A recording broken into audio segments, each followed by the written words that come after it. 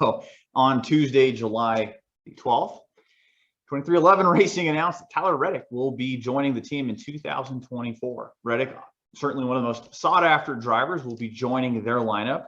No word on if there will be a three-car organization, what's going to happen with their current lineup with Bubba Wallace and Kurt Busch.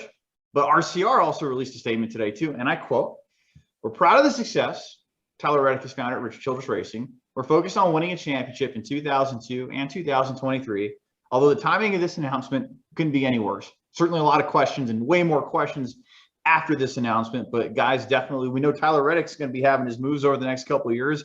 Where do all the other pieces fall?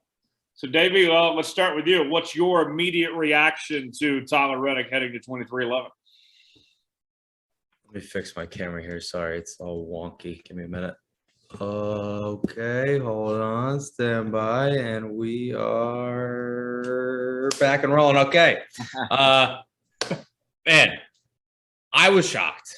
I was on the media availability, and I was kind of like doing something else, and I hear like a weird voice, and it was Tyler Reddick. And Lisa Hughes Kennedy, who's moderating the availability, she's like, "Tyler, I think you're in the wrong room." And I was like, "That's weird. Why would he join this one?" And then he has a little smile on his face, and I'm like, "Okay, what's going on here?" And then Denny goes, "Well, actually," and I go, "Oh, no way." And then I was like, "Is he going next year? I thought he had already signed for RCR." And then he said 2024. And I was like, "Whoa, there's a lot going on here, a lot to absorb, lots to figure out." It is an incredible get for Toyota in 2311 Racing. I think Tyler Reddick was and probably is the most coveted free agent for that 2024 class. Now he's off the board, obviously, but this guy is a two-time Xfinity champion. He's now a Cup Series winner. He's proven himself versatile on all different track types, be it short tracks, road courses, intermediates, super speedways, low grip, high grip, low downforce, high downforce. And he's still really, really young, and he's extremely marketable. He's extremely charismatic. He is the full package. And I think that Denny Hamlin said it pretty well. He said, "I've raced against him. I've competed against him. I saw him. I won him, and I got him." That about sums it up right there. Yeah, David, big addition for 2311. We still don't know exactly if it's going to be a third car or if he's going to take the seat of Bubba Wallace and Kurt Busch. But nonetheless, as big of a get it is for 2311, this is a huge loss to RCR. He was the best driver they've had since Kevin Harvick. Their performance over the years has not been good unless it's been Tyler Reddick. Is this a bigger gain for 2311 or a bigger loss for RCR? I tend to lean more towards the loss for RCR. Man, no doubt about it. You know, Tyler Reddick is the most sought out driver because, you knew he was coming free agent. But man, and hear Davey speak about him. I mean, two Xfinity championships, low grip, high grip. I mean, whatever type of race track we're competing on, Tyler Reddick is right there in the front. And man, this guy is so talented, just a great race car driver, and he's got everything. He's perfect for a big organization. And man, I think it's a big loss to RCR. I mean, it was when we were talking about it a couple of weeks ago in our podcast, it's like, man, it'd be foolish for RCR not to tie him down for a 3, 4, 5 year contract. I mean, he's the future. I mean, he's good.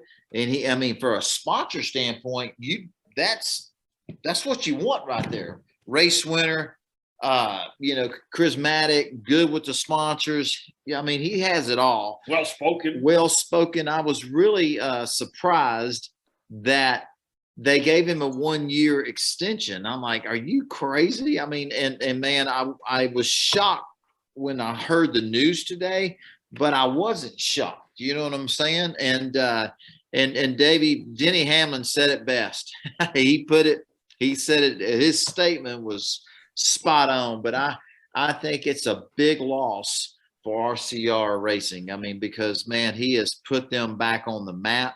I know there's another driver over there, but the 3 car is not what the 8 car has been the last couple of years. The 8 car has really put that place. It's kind of is their championship opportunity again. You know what I mean? And, you know, as you watch it week in and week out, month after month, I mean, that's a big loss to RCR. Even, you know, who are they going to place Tyler Reddick with? You know what I mean? And even to take it a step further, Davey, maybe I'm reaching a little far on this, but I'll bring Dominic in on this too.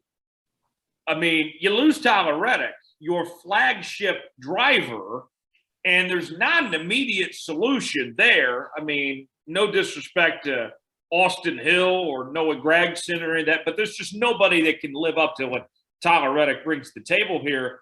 Dom, I wouldn't be shocked if at the end of the day we see maybe even this be the time for Richard to retire and get out of the sport. Maybe we see this as an opportunity for Dale Jr. to finally get in the cup level and buy a charter team or something. I think that nothing's off the table now. Now you lose your best driver and don't have an immediate solution.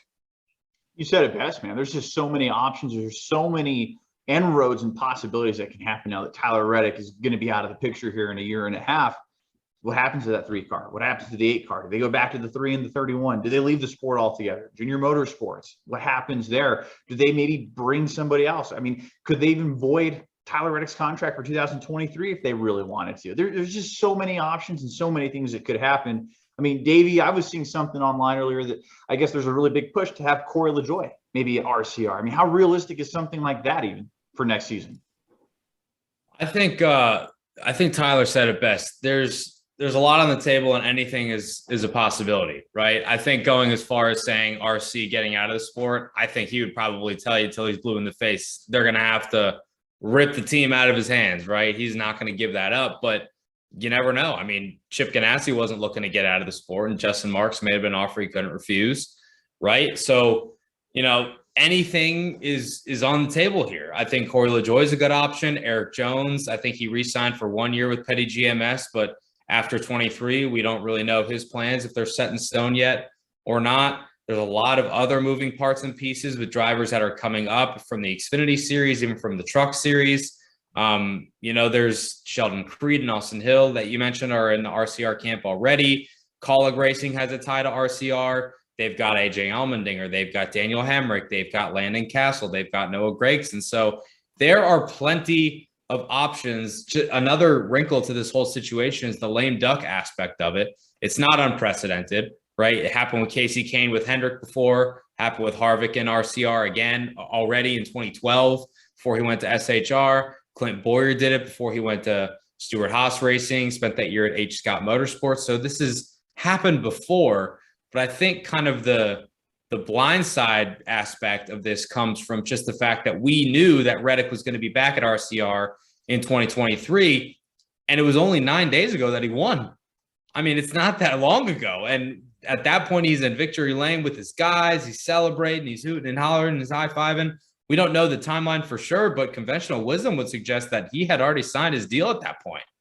So it's just wild to think about the timeline and how quick and accelerated it really was 18 months in advance. Well, and you know, I'm not trying to beat on any PR people because, you know, we all have friends that work in the industry on the ins and outs, but I thought it wasn't very professional from RCR, their statement of talking about the timing, because if anything, I felt, David, that him giving them a year and a half notice that he was leaving, that he was signing elsewhere, you talk about timing, he has given them now plenty of time to fill that spot, to go find a driver, whatever it may be. You know, this year and a half, if I'm RCR, if you weren't going to get Tyler Reddick back, I mean, the one thing he did give you was actually time. I thought he handled it fine.